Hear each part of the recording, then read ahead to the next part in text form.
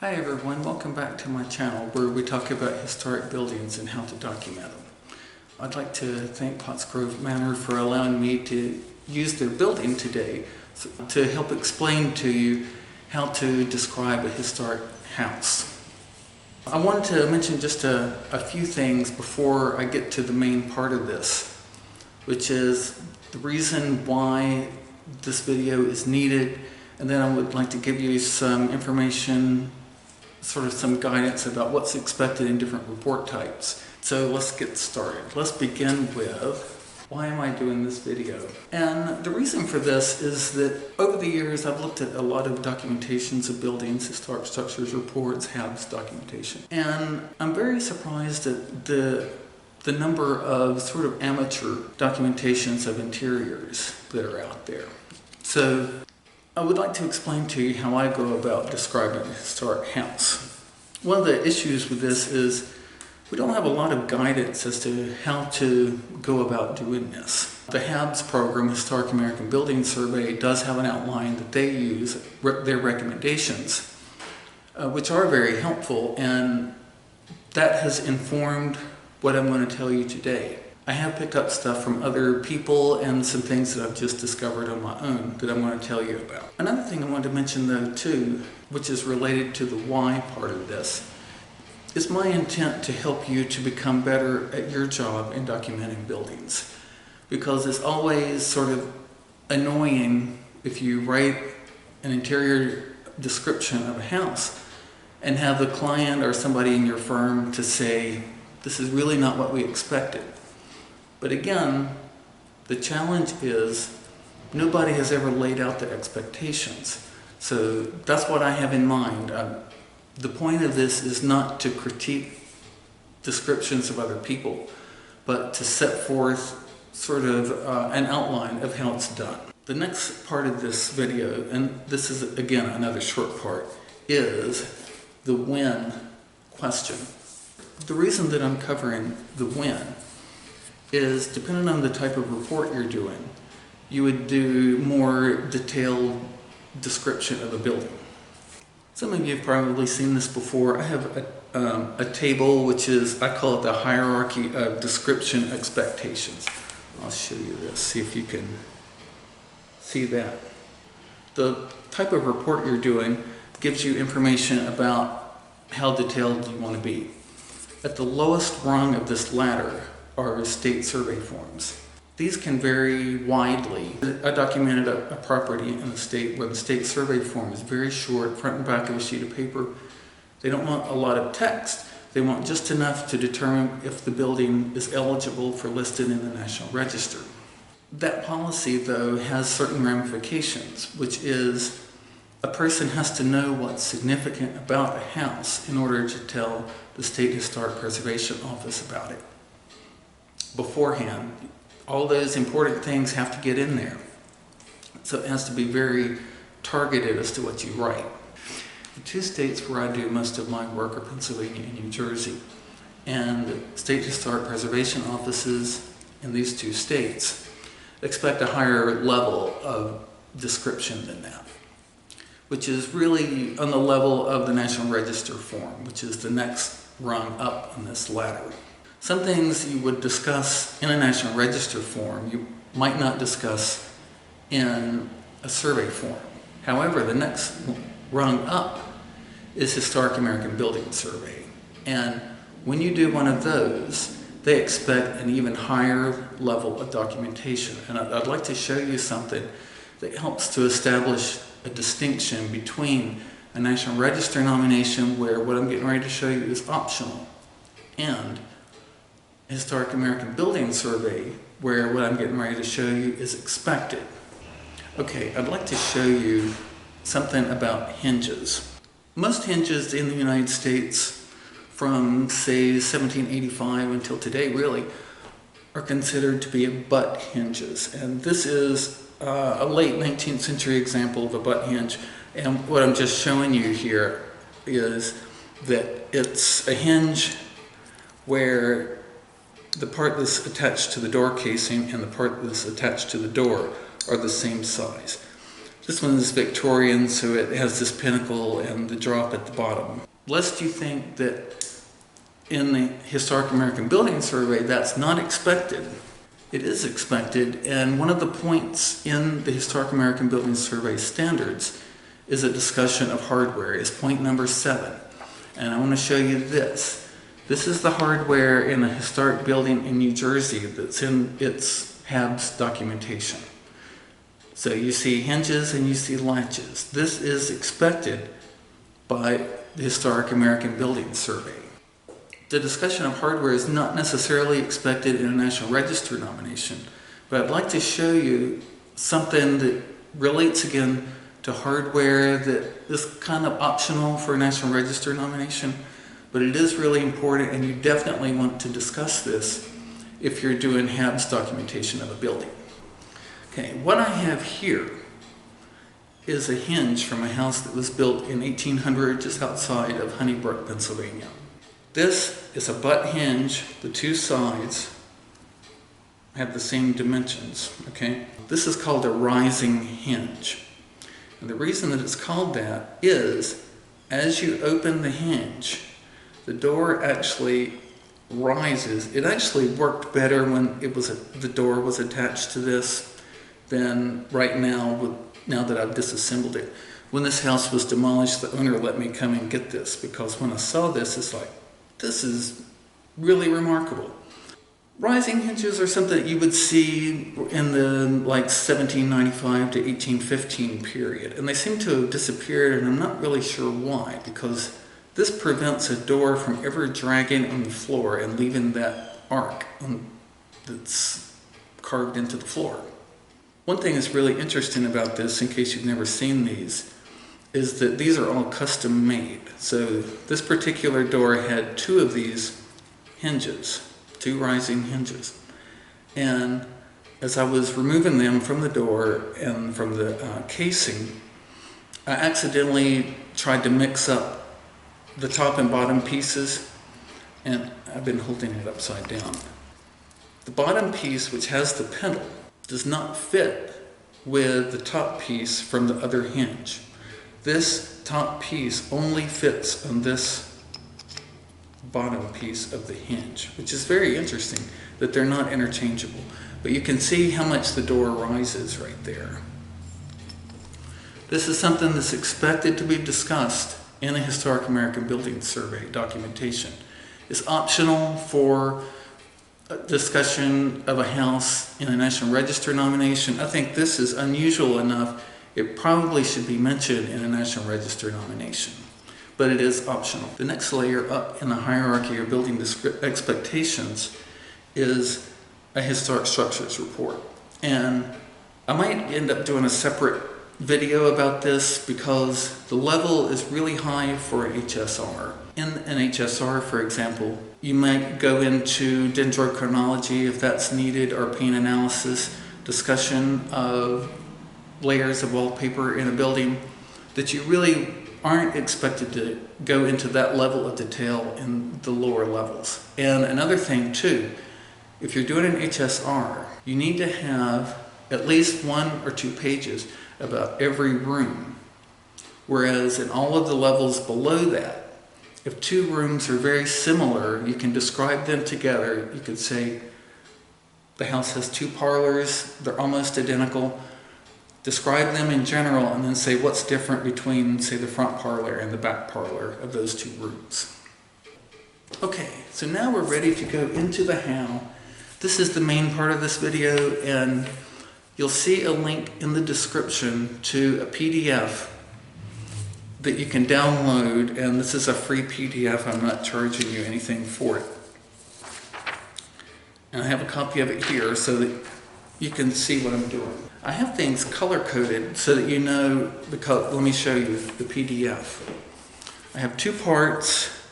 The left part is what I call the grid, maybe the outline if you want to call it that. And on the right, I've started a description so that you can see, for example, in the introductory paragraph, which is the first row, it has 4 pieces, and you can see in the description what each piece is. I'd like for you to take what I've learned so that you can do the best work possible in your own job. And it would be super if people in your job can see when you're doing outstanding work. So let's get into the introductory paragraph. What you'll see here is the introductory paragraph has a certain number of items. These items are related to the exterior description you would expect of a house. For example, here at Pottsgrove Manor, the exterior description would begin by saying, Pottsgrove Manor is a 2-story, 5-bay Georgian-style house with a 1-story kitchen wing and a 2-story rear L. This description gives you an overall view, like a framework of everything that's coming after that. The interior parallel to that establishes a framework for the discussion of the interior. That's the text in yellow. And that it begins with the number of floors. This is important because it's helpful for a person to know up front sort of what is coming up in your description. So for example, in this building, we would say, I have it written there, Pottsgrove Manor has 4 floor levels. First and second floors, attic, and the basement. When you're doing this, you can ignore what's happening in the additions. This initial sentence generally only covers the main block of the building that you're doing. There are some exceptions. If you have a 2-part main block and the floor levels are different, I know it gets really complicated. But the point is you want to just lay out essentially how many sections there are to the description that's coming up. So this particular building has 4. And I'm not going to go through a full description of this building. I'm just giving you some guidance as to how you'll end up doing your description. Now, the next sentence is an optional sentence, but it really helps if you know this information, which is the style of the interior. This is a little different from the style of the exterior. Right now, at my work, I'm documenting a house in Delaware that you would probably call a Gothic Revival style house overall, although it's low style in the Gothic Revival movement.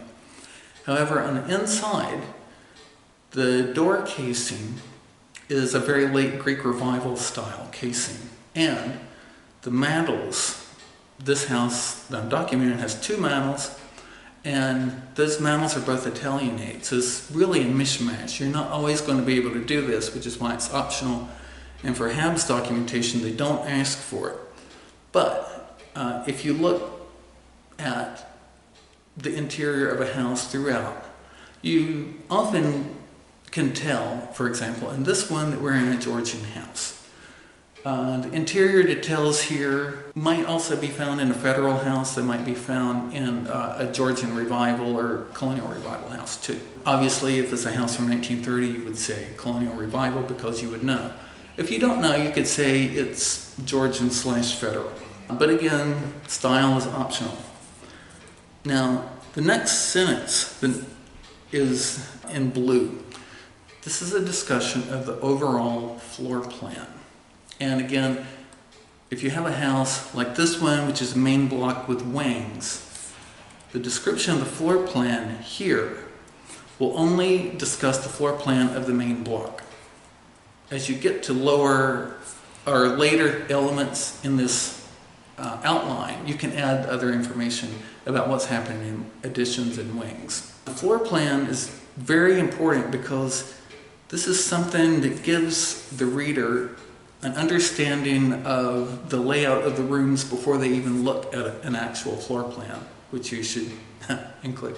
This particular building has a center hall, which is where I am, with 2 rooms on either side, a kitchen and parlors. This is very common, but you need to say if it's a 2-room house and it's side by side, it's hall and parlor. If it's front and back, it's a pen plan. You might have a side hall house, a 4-room house. I mean, there are different plans of houses, as you know. So that's important to say because, again, this opening paragraph is trying to set the stage for the later sections of what you write. The next section is about common features. This will close the introductory paragraph. Some people might call some of these key defining features of the house. However, some stuff that might be common might not really be a defining feature, but you just keep seeing it throughout the house. The important thing here is with the common features, you want to go ahead and tell people from the front things like, are all the doors the same? Like, if all you have throughout the main parts of the house are 6-panel doors, then this is the place to say that, because you want to collapse as much as you can into one place and not keep repeating stuff. Now, in the common features sentence, you would only say, for a particular item, all the doors are 6-panel doors, if they are. You might also say, if you have a house like this, that, now, I don't remember if this is the case here, but you might include in that, for example, because doors are kind of important for a house, you might say, the doors are 6-paneled on the first floor and 4-paneled on the second floor, which I don't think is true here, but you will see that sometimes. That would be an exception. But other things you would discuss here are going to be things like, this is a list separated by commas. This is not description yet. Door casings are identical. Door hardware inside is identical throughout the house. The ceiling material, the wall material, flooring, things like that. If it's something that's found throughout the house, it goes here. In the introductory paragraph, you need to generally ignore what's happening in the attic and the basement if you have those. You don't need to say, well, not all the floors have 6-panel doors because we have batten doors in the basement. Save the basement for the basement paragraph. Save the attic for the attic paragraph. That's okay, because people understand that the first floor, second floor are often more formal, you might say. And especially if you have a third floor house, the second and third floors are often close to identical. In the example I gave before about doors, you might say, this door, the house has 6-panel doors on the first floor, 4-panel doors on the second and third floors. That kind of thing. But once you finish that, what you have is a brief description of the house, like an overall thumbnail view of the house. And for those states that just want a real quick description of the house in their survey forms, that's it, and you're done. Not for Pennsylvania, New Jersey, and some other states. At this point, we're going to the second box. This is a big box for the first floor. I'm going to tell you some things about the first floor. After this, we'll do other floors. I'm not going to go into the level of details for other floors that I'm doing with the first floor, because it's essentially repeating the process. Just work back down the list for the other floors. With the first floor, the first thing which relates to the item in yellow above is floor plan with details. This is where you would say something like, the first floor has a center hall plan. The east wing's first floor, real quick, is it 1 room, 2 rooms, 3 rooms? And then talk about the rear L. What is the layout there? And another thing that you want to discuss at this point is whether the floor levels have changed by section, because that was a real common thing for the main block to have a slightly elevated floor level. Okay, that's the yellow part. And you can see I've got a description here of Pottsgrove Manor for the yellow part. Now, the green part, what I'm telling you right now is like an introduction to the first floor.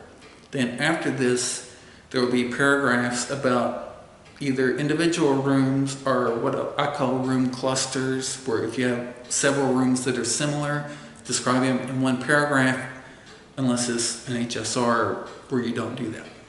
Okay, what are the common features of the first floor? You need to include the stuff above, but just mention it again, comma separated values, right? And then this is the time that you would discuss these common items in a little more detail. Let me show you, I'm going to remove the camera, so I'm going to show you some things to look for. Okay, here I'm back. We're looking for common details, so let's look over here. This is the door to the west, and you can see the door casing here. This is a classical inspired door casing. Now I'm going to turn around, and we're going to look at the door casing across the hall. It looks identical to me. If I were documenting this, I would just make sure that it actually is identical. And you would want to note things like this element here. Some people call this an ear. This is technically called a crossette. And it's often good to use both labels, but in this case, the point is the doors look like this. The casings of the doors are identical, and you would have a sentence or two right now before you go into individual rooms about these door casings. Now let's look at the doors. This is a 6-panel door and has a brass knob. And as you know,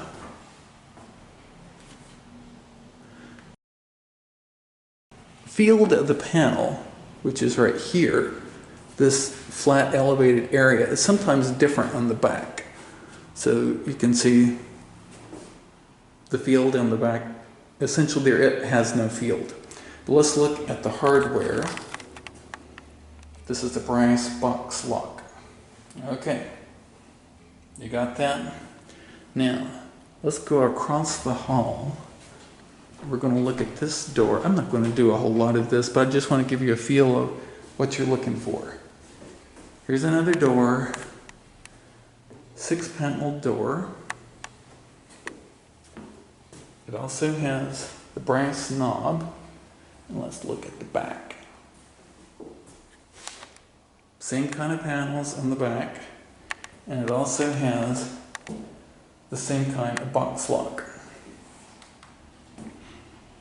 That was just a real quick introduction to how you go about looking for similarities among features on the first floor. Obviously, you would look at windows and the fireplaces, the mantels, chair rail. You would look at everything.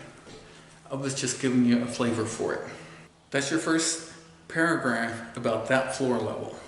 Now, we're going to look at individual rooms, and I'm not going to go through individual rooms, but as you look at individual rooms, the first place you do is wherever the front door takes you into the house. And this is the historic front door. As you come in, where are you? So in this case, you would say it's the center hall. Now, this is a place too in these reports, particularly the higher level reports. You would begin by telling about what is the front door like. And the reason that I say that is on certain types of front doors, particularly here, Potts Grove Manor has 2-ply doors. And what that means is the exterior appearance of the door differs from the interior appearance. Sometimes they do, sometimes they don't. It varies by door type. It varies by time. In this case, it happens to be different. So as you begin your description of rooms, you would begin where you walk in, tell what are the general features of that room. Okay, well, this room has a plastered ceiling, it has a very intricate crown molding, plastered walls, wainscot with a chair rail, and it has wood floors. Okay, let's talk about some details. In this case, you need to begin with the door that you came in. Describe that door. If you need to describe the hardware on that door, you would describe it now. One thing I want to mention about doors is you don't have to describe the same door twice. My rule of thumb is you describe a door with the room the door opens into. For a center hall, generally, doors open into the flanking 4 rooms, not into the center hall, with the exception of the front door and sometimes the back door. Okay, so where do we get to? Okay, so now I have a thing here about elements. Elements are not standalone. These are described with the rooms in the list. Okay, so if you look at the elements, this is standard stuff. The first thing is stairs. Potts Grove Manor has just an excellent staircase. I just love it. So you would say, describe what this is. This is called a half-turn staircase. You go up to a pace landing, go up some more steps to another pace landing, and then you go up what's called return stairs to the second floor. So you need the label for the stairs, and I might do a video about stair types, because I know there's not a lot of good information about this. And some of the labels are contradictory slightly. Some of the stair types have duplicate names, and one of them is a type of stair that was built, it was really common in the US from about 1870 into World War I. Those stairs were called platform stairs. They were in a corner of a room, not necessarily a hall. And the stairs would go up to the corner to a pace landing, turn 90 degrees, and go up to the second floor. Today those are called half-pace stairs. Historically, that stair was called a platform stair. So when I write a description, I use both, because historians tend not to know that today those are called half-pace stairs. And architects, builders, have no idea what a platform stair is. Okay, when you discuss stairs, you begin with, what is the stair type? Then you would go to the other things. Describe the railing. Do you have an ease? Do you have a ramp? Maybe, maybe not. What are the balusters like? Do you have brackets? You know, all the newel post. Describe the stair. Okay, that is a little paragraph by itself. The next one is windows and doors. Now, windows are often identical throughout a given floor level. Generally, as you go up a floor level, it's coming for the windows to be slightly smaller. But again, when you're doing these descriptions, group things that are similar. Only talk about identical windows once. And so as you go into an individual room, you might say, this room has 3 windows that are common to the first floor. And you don't have to say, you don't have to discuss the mutton profile, because you've already said that. You don't have to describe the window casing. Say all that stuff up front, and then all you have to do is say, this room has 3 windows, like we discussed earlier. Or the doors, we already discussed that one. The millwork is a great example. Millwork in the United States is a little tricky because, for example, this building was actually renovated about a century ago. That happens, you know, a lot, that a house gets renovated and they tear out, especially like Queen Anne millwork in the 20th century. People hated that. They would tear it out, put something else there. But if you have a federal house that was renovated in Victorian times with really ornate woodwork, then, let's say 1930, 1940, it was renovated again where they tore out all that Victorian woodwork and they installed colonial revival woodwork, which I would call millwork at that point. I would not call federal wood features millwork. I would call that woodwork. You have to have kind of a trained eye to tell the difference, okay? So it's not, I'm not saying any of this is easy. Okay, then I have hardware too. Obviously, this is a thing usually associated with windows and doors, where you would, again, say it the one time when you say doors are generally this, here's what the hardware generally is. So that if you have a room, let's say, I don't think there's a case of this, an instance here, but let's say there's a door that has a Norfolk latch, it's the only one here. You would only mention that in the description of that room. You don't have to say it anywhere else because, first of all, you know that it's not original because Norfolk latches were not generally in production in 1752 when this house was built. One of the things I do want to mention is about mechanical systems. This is expected for HAB's documentation is point number 8 right there, mechanical systems, and they lay out what they're looking for. A lot of people don't have the expertise to tell if, for example, you're looking at a kitchen from 1930 versus 1950. We can usually tell a distinction between 1950 and 1970. Kitchens are one of the things, when you get to the kitchen, you need to describe what's there, how old is this stuff. And obviously you're going to have to estimate for some of it because you're not going to be, usually not going to be able to say this is something from 1956. Sometimes you can. If you can, obviously that's wonderful.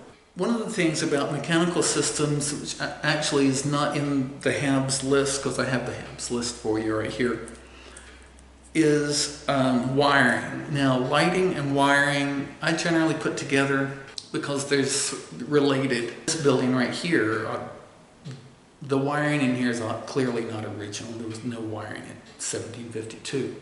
But if you're doing these higher levels of documentation, you need to be able to say, throughout this house, for example, all the wiring is hidden in the walls.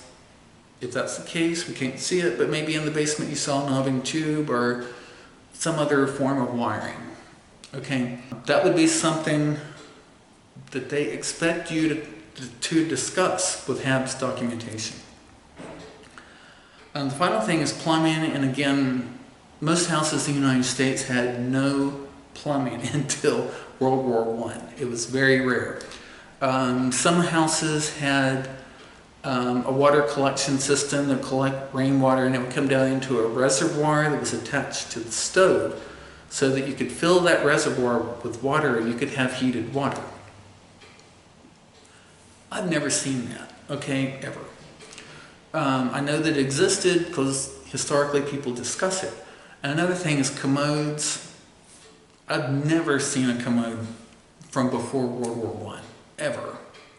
And I've documented a lot of houses too, and I've never seen one. If you do see one, that's important. You need to tell, well, what's important about this commode? Because of its rarity. Now, if your house is going to be demolished, a person might say, well, what difference does it make? Well, here's the difference. If it's something that's that rare, wouldn't it be nice for a local historical society to know about it so they could come get it and put it in their collections? I would say so. Because if a house is being demolished, this is your only chance to get it right, to honor that house, the people who lived there, the people who built it. You only got one chance and you have to do it right. After the house comes down, you don't have time or the ability to return if your reviewer says we need 2 more pictures because the building's gone. You have to get those pictures while you're there, and don't skimp on the pictures, because if somebody has to come back later and look at your stuff for some reason, they need to be able to do it. And especially if the building's torn down, there is no going back because you forgot to get a photograph of something important. Okay, so I don't want to spend any more time on that. Also put a little note here about original versus historic. This is something that seems obvious to me, but a few years ago I helped to document a building in another state. It was not Pennsylvania. And the state reviewers complained because I distinguished between original and historic. And I want to explain what the difference is here. An original feature dates to when the house was built, or when that section of the house was built. Because, for example, if you have a rear wing, let's say that was added, I don't know, 1860, with a house this old, so the wing is a century younger than the main block. Although I don't know if that's the case here. Something could be original in that rear wing, that L, that would not be original in the main block. Okay. So original means just that, original to the section. Historic means an element, generally it's more than 50 years old, or within the period of significance if that's been established for you. And a good example of that would be, this is a Georgian style house. And what if somewhere along the line, let's say you found, I don't know, Norfolk latches, or let's say that there were doorknobs made out of Bakelite, whatever it is. Those features are historic. They're old, right? A century old or more. Old historic features, but they're not original. And that's okay. It's okay to have, houses sort of grow organically that way. It's pretty rare to go into a house and see everything that's original to when it was built. It happens, yeah. But you need to be able to distinguish, unlike this other state that insists that original and historic are the same. Okay? They're not the same. The distinction is important. Sometimes I realize it's hard for you to tell because sometimes it requires a certain level of expertise to get there. If something's really difficult, it would be nice if somebody, a colleague of yours, can help you. You could always send me an email with pictures too. Okay, so I have sort of an outline here of the rest of the first floor, the parlors, the kitchen, the various rooms. So you just go room by room, same thing. Common features of that room, describe important stuff, especially stuff that you'll see, more than once in that room. Describe other things in the room, and then you go to the next room. At this point, the first floor is done when you've done all that, and it's time to go to the second floor. The way that I do connections between floors is I describe stairs with where the base of the stair is. Now, if you have a tower, obviously, you would want to describe that once and be done. Sometimes the rise of the stairs changes between floor levels, especially when you're going up to the attic. Those stairs can get really steep. In the description of the first floor, I would include these stairs. In the description of the second floor, again, because you're going to stay, the second floor in this building has a center hall plan in the main block, and then whatever other rooms that you have on the second floor in your house. And then discuss common features, and start going room by room. The attic and basement are a little bit different from these two because I like to reserve them because they're really informal spaces. So I don't discuss stuff that you see there in the mixture of the first and second floors. Important stuff could be there, like if you have a really massive stone hearth support from 1752. That's an important feature of the house that's not been mentioned yet because you haven't done the basement. I do know some states like for you in your descriptions to start with the basement and work your way up. And you can do that. That makes no sense to me. To me, the interior description begins walking in the front door. Attic and basement are different, obviously. Talk about the rafters. We have 2 rooms in the attic. 2 rooms in the attic does not mean hall and parlor. It only means 2 rooms. Floor plans don't count for attic and basement. So you go through the same process. Overall features, how many rooms, what are the details in each space. I know that was a lot of information, but we've finally gotten to the end of the outline. So I want to thank you for watching the video. I hope that this will help you to set higher standards so that you can start to build your reputation as a person who does professional interior descriptions of historic houses. One thing I want to mention is if any of you would like to sponsor a future video, definitely get in touch with me. My email address is on the screen right there. I do have some ideas for upcoming videos that I think will be kind of interesting and more in the how-to or descriptive things rather than walking through a building, which I've done before. Okay, so thanks so much, and I'm going to leave you a place here where you can click to see the video that I recently did about door latches. Have a great day.